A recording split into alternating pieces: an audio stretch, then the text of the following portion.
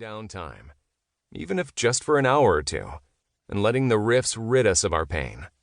And if you don't get it, that's all right. But if you read JJ's book, take his recommendations, and learn about the history of Doom through his eyes, you might just get a small taste. Why I still play Sludge. The riffs seem too good to be real. Pushed by drums that swing like gargantuan pit bull testicles, the guitar and bass swallowed my brain. It was one of those, I've been waiting to hear this forever but didn't know it until just now moments. I was 15 and had been listening to Black Sabbath since I was 12. This was the first time I heard one of the heavy bands that followed in Sabbath's mammoth-sized footsteps. It was Sleep's Dragonaut.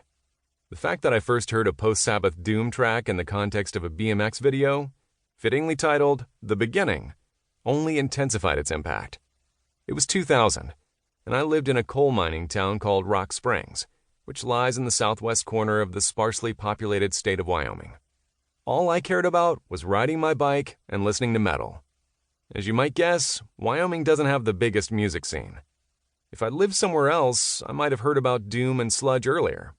Here, BMX videos connected me to the world of underground metal. I felt the same way about my hometown as the members of Black Sabbath felt about theirs, Birmingham, England. Rock Springs seemed like an industrial wasteland. Most people who grow up there end up working in a coal mine, oil field, or power plant. The latter being the case for my dad. All those hours at the plant, and what did he get? A fucked up back and crushing depression. Everything about my hometown made it seem like a dead end. And I wasn't the only one who saw it that way. Rock Springs and Wyoming in general has a staggering suicide rate. I've known more than a few people from there who have died by their own hands. When I was 9, my dad's best friend shot himself in his trailer with a shotgun. Suicide became a fact of life from then on. Luckily, I discovered metal at a young age. First in Black Sabbath, then in nu metal acts like Korn and Limp Bizkit, and next in thrash gods Metallica, Slayer, and Pantera. When I first heard Metallica's Battery, I knew I'd found the real shit. The social alienation, the depression, the anger, and the preoccupation with death. It was the music I needed, right when I needed it. My dad bought me a drum kit when I was 12, even though he didn't make much money at the power plant. From the first moment I sat behind the drums, I knew that I'd discovered an immovable part of myself. No matter how pissed I felt, beating the shit out of the drums made me feel better. I understood right away that music could help me do something productive with my anger. In 6th grade, I started jamming with my 2 best friends. The guitarist's older brother, whom we idolized, loved Black Sabbath. We followed his lead, trying to cover Paranoid and Iron Man, even though we could barely play our instruments. It was a sloppy mess, but the few moments when we locked in opened something in my brain. A small room that pulsed with power. Pure electricity. I wish I could say I was cool enough to stick to Sabbath covers in junior high. My next band, Sterile, was a shitty blend of nu metal and grunge. That band showed me the power of playing live, though. In addition to a small battle of the bands, we played our school's talent show.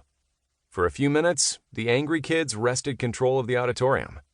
We had the microphones, drums, and guitars, and the teachers had to listen. When I discovered thrash a few years later, it only made sense that I would want to play that style of metal, with its unbridled aggression and death-obsessed lyrics. I saved up a few paychecks from working maintenance at my uncle's motel and bought a double kick pedal, wanting to shred like Lars Ulrich, Dave Lombardo, and Vinnie Paul.